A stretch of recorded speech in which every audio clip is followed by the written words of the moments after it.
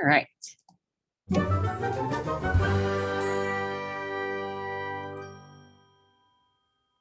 Have you ever wondered how two siblings can have the same mom and dad and still look so different? Well, today we're going to talk about a process that makes that possible, a process called meiosis, not to be confused with mitosis, which sounds unfortunately similar. Mitosis makes identical body cells, like your skin cells and stomach cells. Recall from our mitosis clip that since it makes identical body cells, mitosis is important for growth and for repair of damage, or to replace worn out cells. But not meiosis. Meiosis is a process that contributes to genetic variety. Meiosis also doesn't make body cells. It makes sperm and egg cells, otherwise known as gametes, the fancier word. You might recall that humans have 46 chromosomes. That's how many chromosomes most body cells in your body have. But there are some human cells that don't have 46 chromosomes. Human sperm cells and egg cells have 23 chromosomes. Why the number difference? Well, if a sperm cell has 23 chromosomes and an egg cell has 23 chromosomes, when they come together, that makes 46 chromosomes. That will allow a newly formed fertilized egg to develop into a human. Meiosis is what we call a reduction division because you have a starting cell that has 46 chromosomes, and your ending cell, the sperm and egg cells, have only 23 chromosomes. Before we can start getting into the stages of meiosis to make gametes, we have to remember what happens before meiosis can even start. Actually, this also happens before mitosis.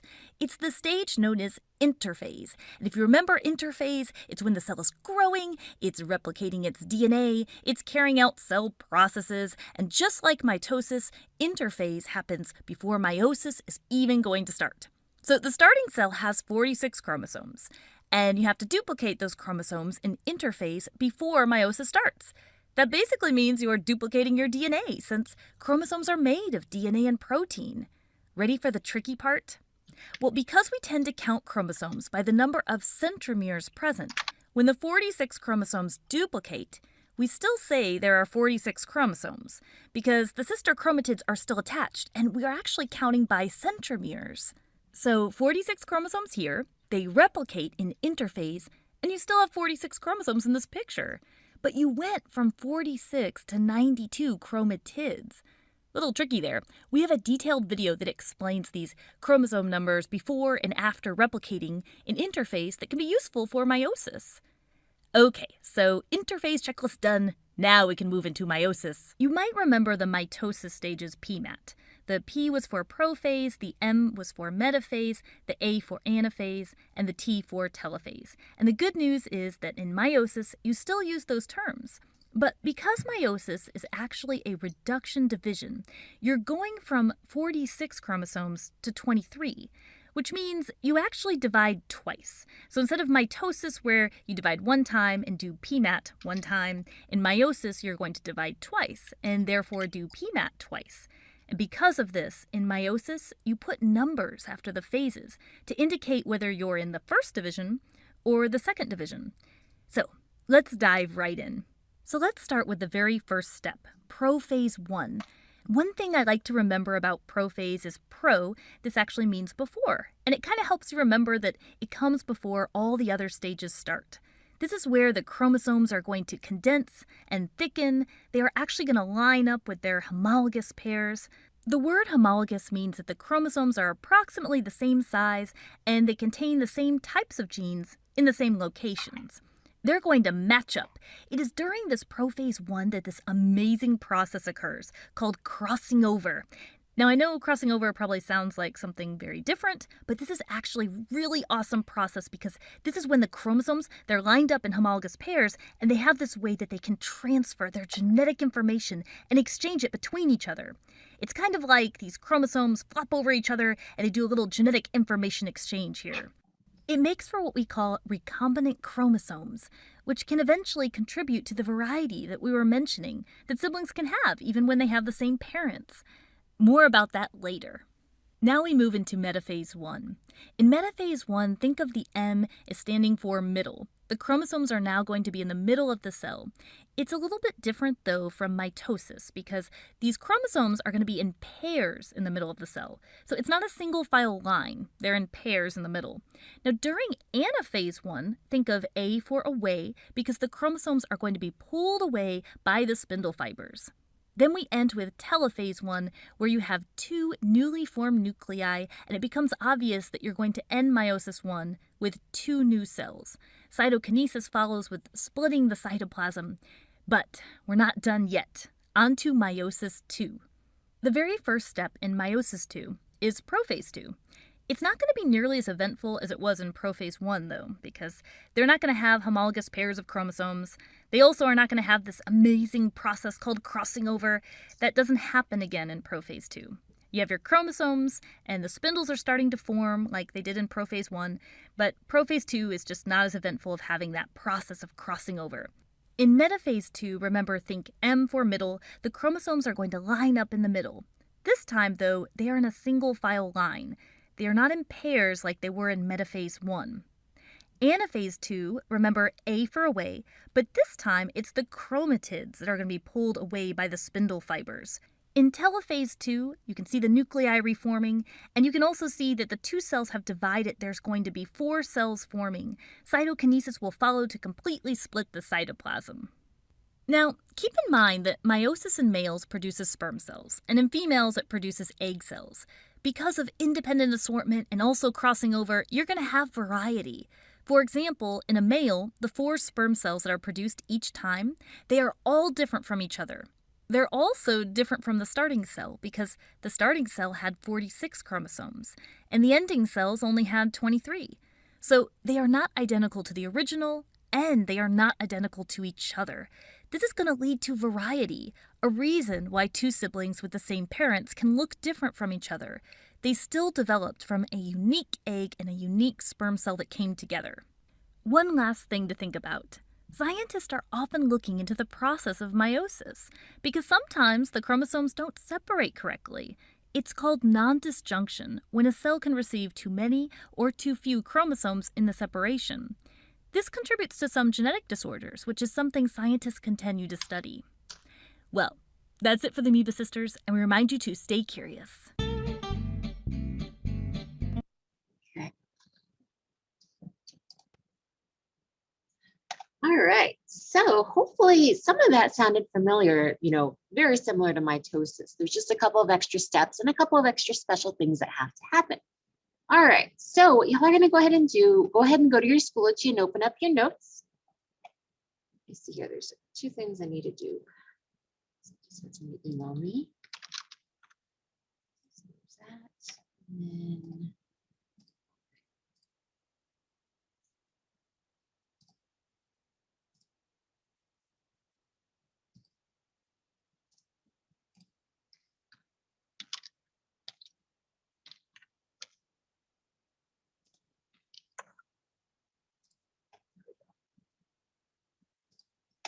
okay, sorry.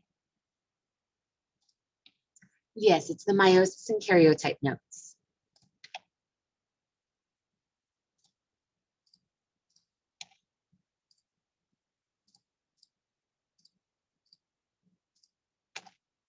All right, so yesterday we started these notes. We talked about diploid and haploid and just reviewed some of our vocab, and then y'all practiced making sure you understood those diploid and haploid numbers. And then we also talked about somatic cells and gametes and talking about what's different between those. So we're going to go ahead and talk today about meiosis. So meiosis is not very different from mitosis, but you do get a different end product. And there's, like I said, a couple of extra details, because we're trying to create genetic variation. So this unit's going to be really short. It's like a little mini unit. And, we'll have a quiz afterwards, with an activity, which is going to be a lab. Okay. So I'm going to go ahead and go to slide number 4, and then we'll get started. I don't know where my notes went. Let's see. All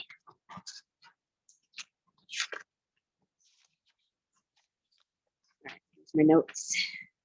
I can make sure I don't give you something that's AP level. All right, so for meiosis, Okay, so meiosis is a process. We're trying to end up making gametes. So this is a two-step process to divide one diploid cell into 4 haploid cells.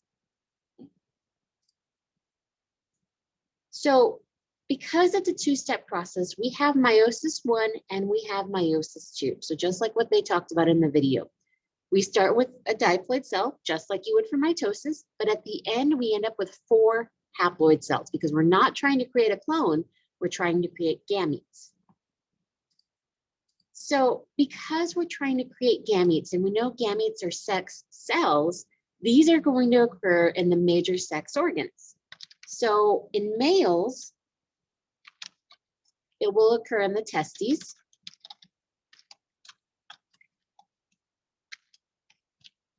And for females, it's going to be the ovaries. So one of the things that's interesting is that when a male reaches sexual maturity, the testes will start producing mature sperm from that point on until the end of the male's life. Versus for females, whenever they're born, they're actually born with all the eggs they'll ever have.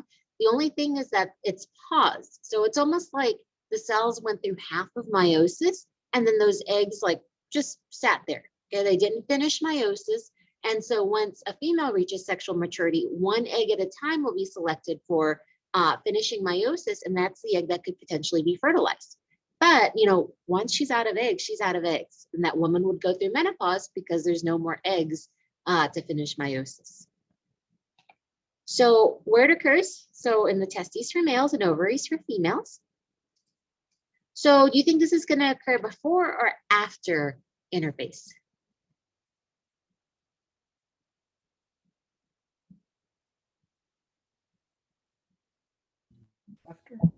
After, yeah. Okay, so this occurs after interphase. So one of the things to note is that in between telophase 1 and prophase 2, we don't go through interphase again. Okay, so it's going to go straight from telophase 1 into prophase 2. Okay, so interphase only happens once, and that's before this process starts. So our end product, how many cells do we get?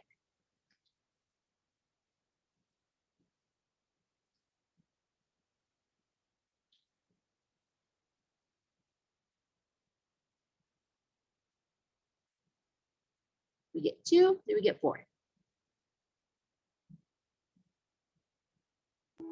4. We get 4. Okay, so we have 4 cells. Are they haploid or diploid? Half, I think. Yes, very good, haploid. Okay, so we have 4 haploid gametes. Okay, so either 4 haploid sperm or 4 haploid eggs. Oops, I don't know what that was. All right, so the entire purpose of meiosis is to create gametes for sexual reproduction.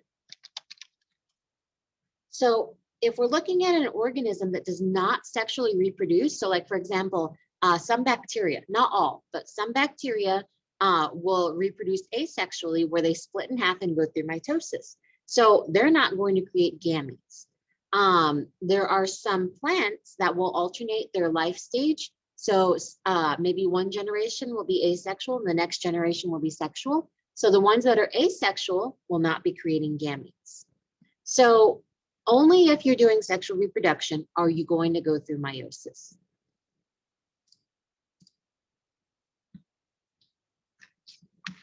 All right, so if I look at this picture, okay, what were some things to notice about the stages of meiosis? How do they compare with mitosis?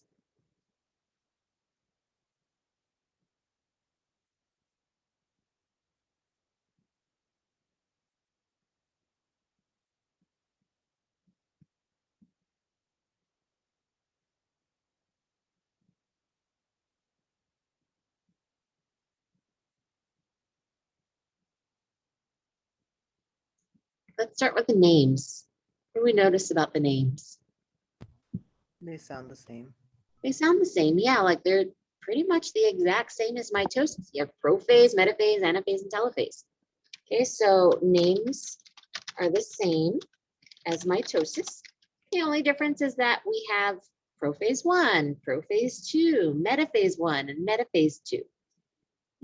So that being said, okay, so instead of there just being one stage, okay, we have two. Okay, so meiosis has two stages. Okay, so meiosis 1 and meiosis 2.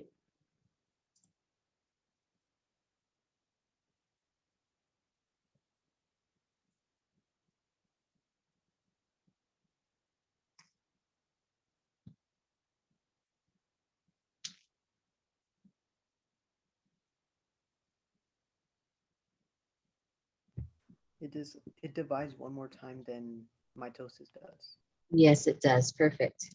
Okay, so divides one more time than mitosis.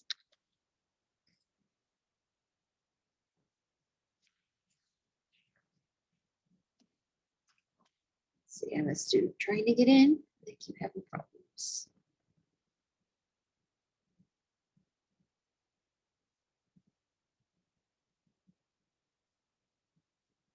Let's see here.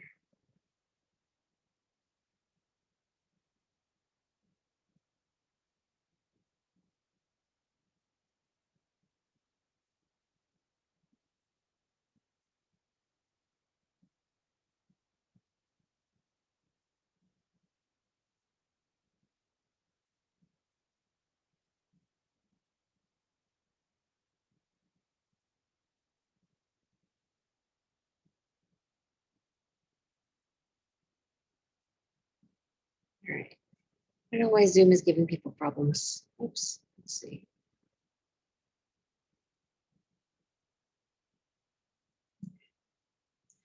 All right. So let's go ahead and talk about meiosis 1.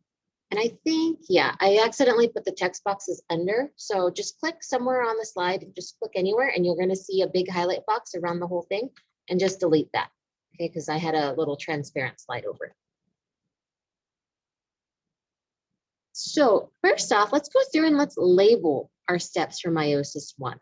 Okay, so right before meiosis happens, okay, what's that big phase called? The one where we have chromatin, we still have a nucleus, we don't have any spindle fibers. What's this phase called? Prophase. Prophase or interphase? Interphase. Interphase, there we go. Okay, so first we have interphase, and then we go to prophase 1.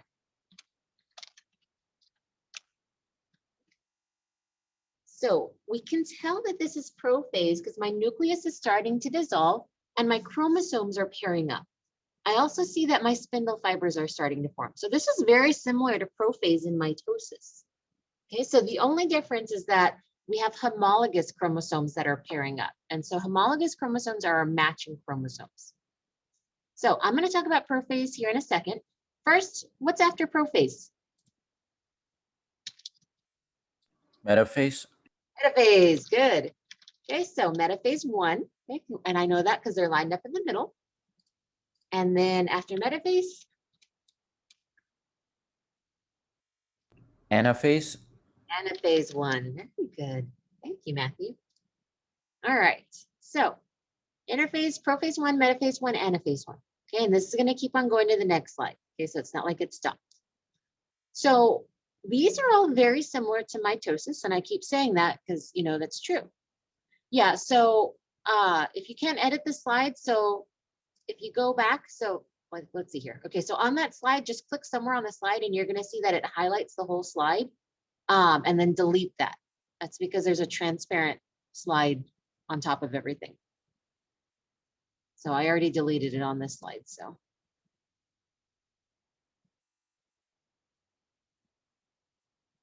All right, did you get that?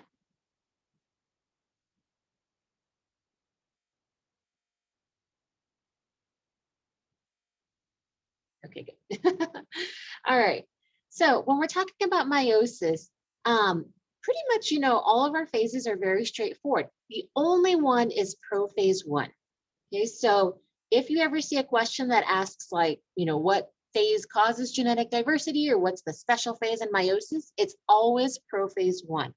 Okay, so during prophase 1, so what I have is I have homologous, okay, those are my matching chromosomes pair up to form a tetrad.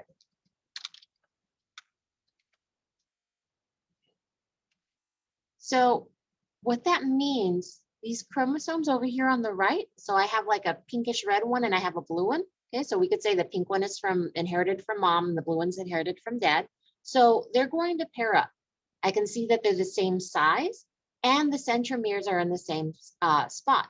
So one of the things about centromeres on chromosomes, that centromere can be located in different areas. It can be in the middle or it could be on the top or on the bottom. Okay, so it just depends on the chromosome. So I know these are matching because the centromeres are in the same place and because the size is correct. So we're going to talk about that a little bit more when we talk about karyotypes. So when these homologous chromosomes pair up, they're going to go through a process called crossing over. So crossing over is where these chromosomes are touching, they're going to exchange genetic information. And so that's what causes variety. That's why you can get a lot of the same genetic material from one parent, but your sibling who also got a lot of that same may look a little different. And that's just because you had crossing over where that genetic material was exchanged. So let's see here, my other note. Okay, so genetic material is exchanged in crossing over where homologous chromosomes touch. Okay, so I can see right here. So I know in the video, they told you that these chromosomes where they already had crossing over occur, those are called recombinant chromosomes. Okay, so that's not something you necessarily need to know. Okay, just, just that crossing over occurred. Okay, so the one thing about this only occurs in prophase 1. Ooh, can't spell prophase. So it does not happen again. Okay, crossing over only happens once. It will never happen again. Okay, so that's why prophase 1 is the kind of important phase for meiosis. That's where all of your genetic variability comes from.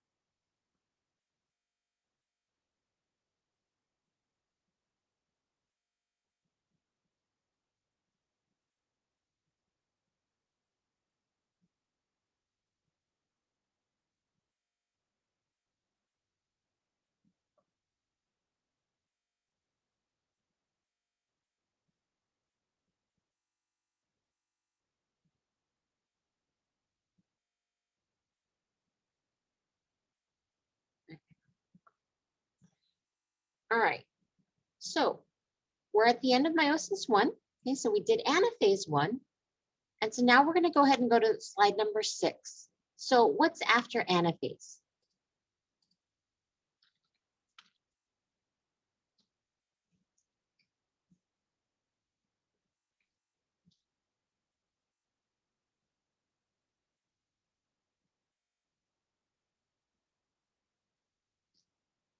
Can you repeat it? Which one? Can you repeat what you said? I'm sorry. Okay. No, so we're at the end of meiosis 1. Okay, so we have anaphase 1. What's after anaphase 1? Prophase 2. Prophase 2. There's one step in between that.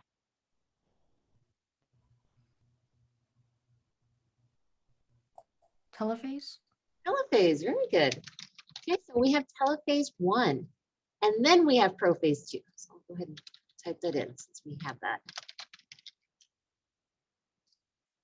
All right, So in telophase 1, we're starting to form 2 cells. And we can see that in this picture, crossing over already occurred because I can see this blue chromosome has some red on it. This red chromosome has a little blue. Same thing down here, this blue chromosome has some red, this red chromosome has some blue. So crossing over doesn't happen again. It's going to go straight into prophase 2. And so we're going to finish up that process because we need to make sure that all of our cells are haploid. Okay, so in meiosis 1, you start with 1 cell, you go to 2. Now we're in meiosis 2, we're starting with 2 cells, and we're going to go to 4. Right? That's one of the ways you can tell whether you're in meiosis 1 or meiosis 2.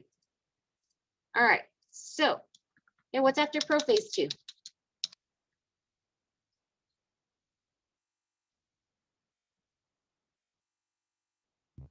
Metaphase 2. Metaphase 2, very good. Okay, we can tell because they're lined up in the middle. Next one. Anaphase 2. Phase 2. Okay, and we can tell because they're being pulled apart. And now we're trying to form 4 cells. So what is this one right here? Telophase 2. Telophase 2. Okay. And sometimes you'll see that there's a cytokinesis after this, and that's true. You will have telophase 2 and then cytokinesis 2. Okay, because cytokinesis, you're just splitting apart that cytoplasm.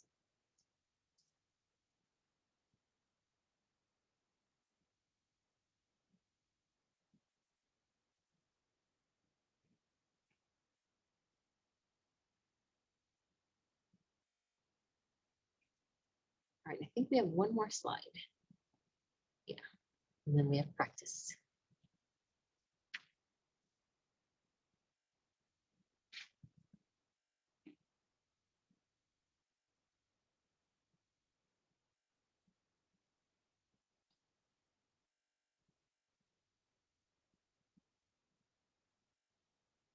Okay. All right, so for slide number 7. So we were talking about the process of making gametes, and we know that we have 2 types of gametes. We have sperm and we have eggs. So there's a process called gametogenesis. So genesis means to begin. So we are beginning to make gametes. So with that, we have spermatogenesis. So that's the process to make sperm, and oogenesis, which is the process to make eggs. Okay, so in Latin, an ovum is an egg. Okay, so oogenesis is creation of an egg.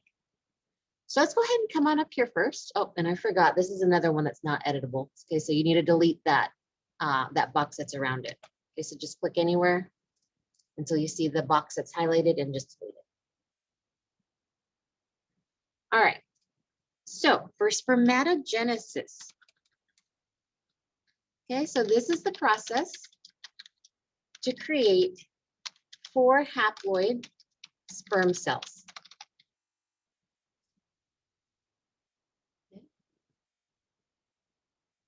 So this is going on in the testes as soon as a male reaches sexual maturity. Okay, so with that production of testosterone, sperm is always going to be produced. And so every time a male goes through meiosis, they're going to produce 4 sperm cells. Okay, so if I look at spermatogenesis over here on the right, I can see I start with 1 diploid cell. Okay, and I can see that it went through interphase, so I have replicated DNA. And then it goes through meiosis 1 and then meiosis 2, and now I have my 4 sperm cells. For eggs, eggs are a little bit different, okay? And that's just because when we think of an egg, it has to have a lot of resources to sustain that developing fetus, you know, until it's either implanted in the mother's uterus, or if it's like a chicken egg, until it hatches, things like that. So when a woman goes through oogenesis,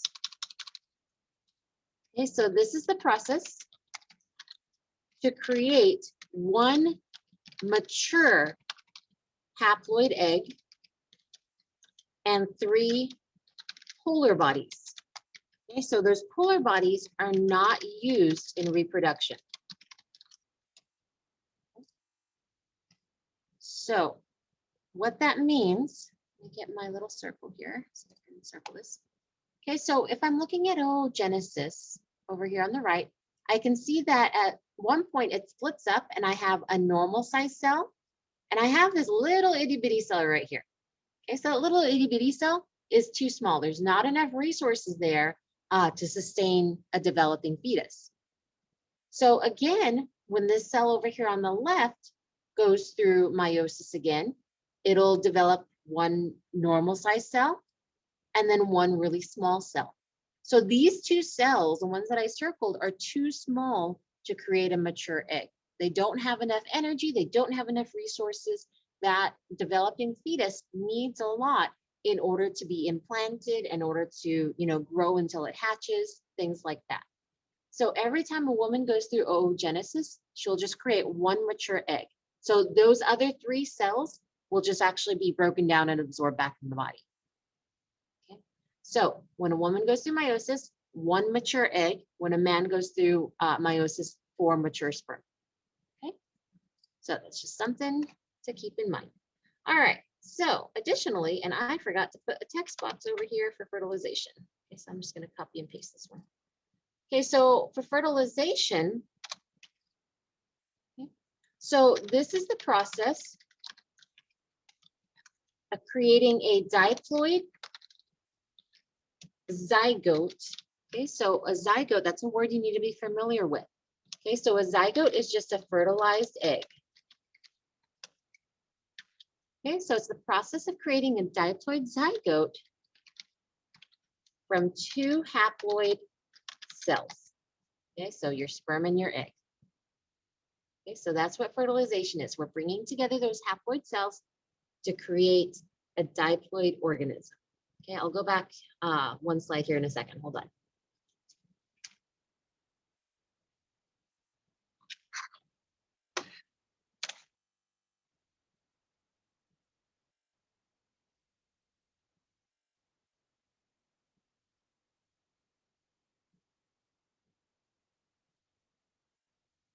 This picture on the left is actually a really good example of seeing the size difference between an egg and a sperm.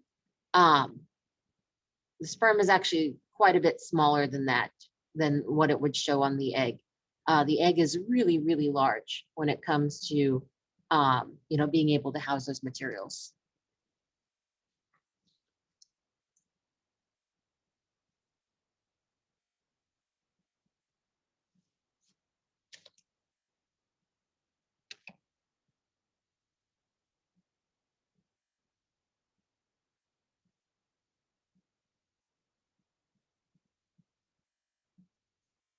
All right, so once you have that, you're going to go ahead and go to the next slide. Okay, so the next slide is practice.